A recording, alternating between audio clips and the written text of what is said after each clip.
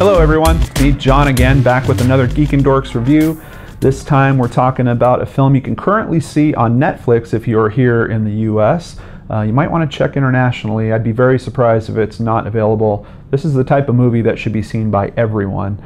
It's called The Fear of 13, and thank you to the few commenters who told me about this. I checked it out because of you guys, and I'm very happy I did.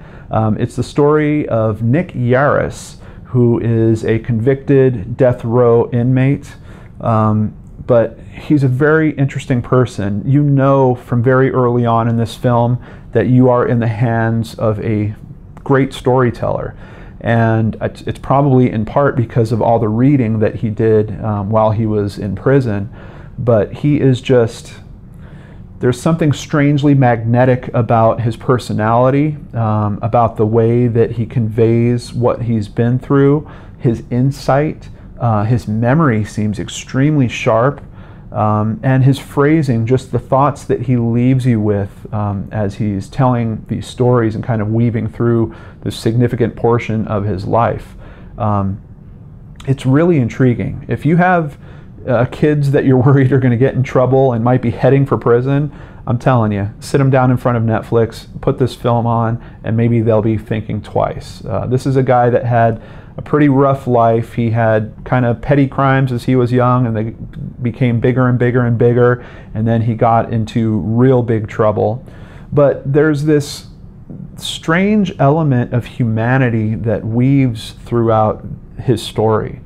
And first of all, let me just give you a warning that there is a lot of talking head in this film. It is primarily him telling his story. They do use clips and footage and pictures. They use sound in a very cool way. Like if he's describing something that went on and he'll mention that he was by the train tracks or something like that, all of a sudden you'll hear the audio of a train running in the background while it's still just a picture of him speaking about his story.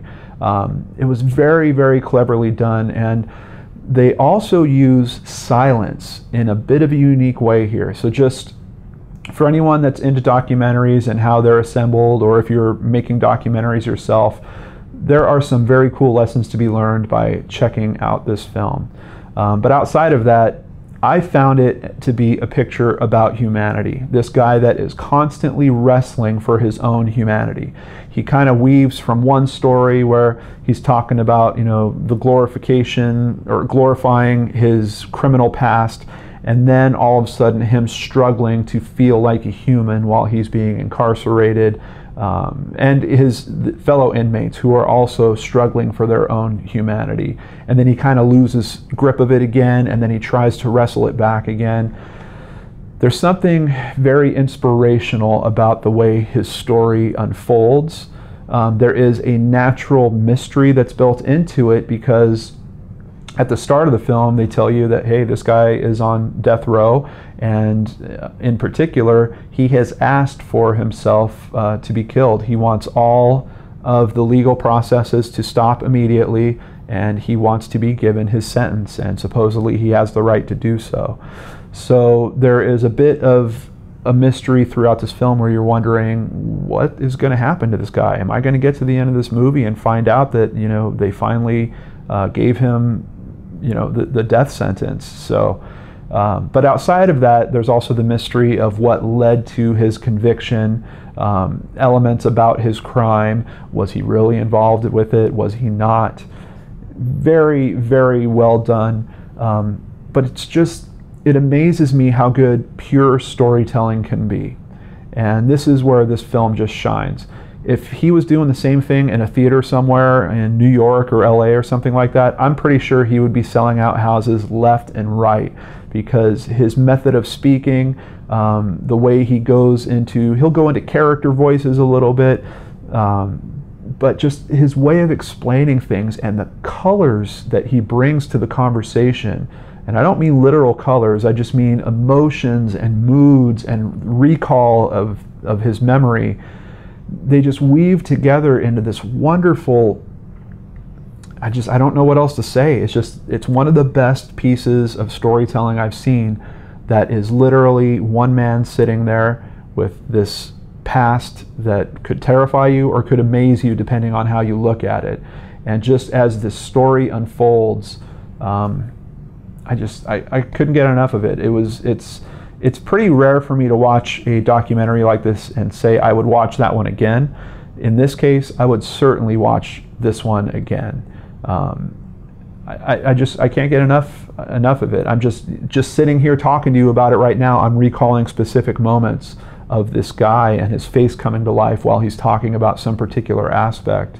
And it's just this wonderful struggle that I think we all go through a little bit. You know, some of us would compare his criminal life to us potentially having a job, you know, and how that kind of eats away at you and you don't really get to do the things that you want to do. You do what you have to do.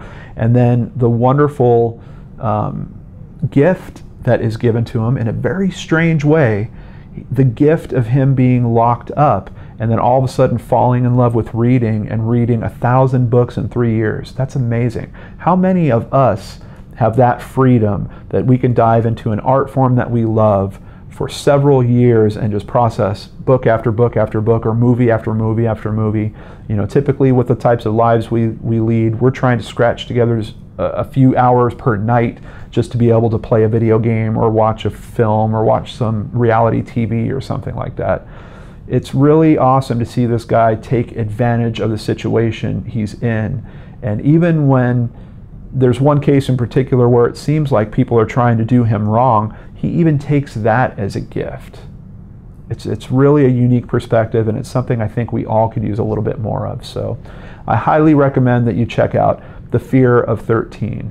It's currently, I've never seen this on IMDb before, but they're saying that it has raised in popularity 410% this week, which I'm pretty sure is because it just came on to Netflix, but that is amazing. They rate it just below, I think it's a 7.6 out of 10. I pushed that sucker up. I would definitely give this an 8.5 out of 10, maybe even close to a 9. It is such a unique piece of storytelling. It's different. It's not going to feel like a lot of other documentaries you've seen, but there is this coolness to how this mystery kind of unravels itself, and you're getting to spend time with someone who at first you're like, do I really want to sit with this guy for 90 minutes? And by the end of it, you're like, oh, I wish there was more. Very, very well done. So I hope you'll check it out, and if you do, I hope that you'll enjoy it.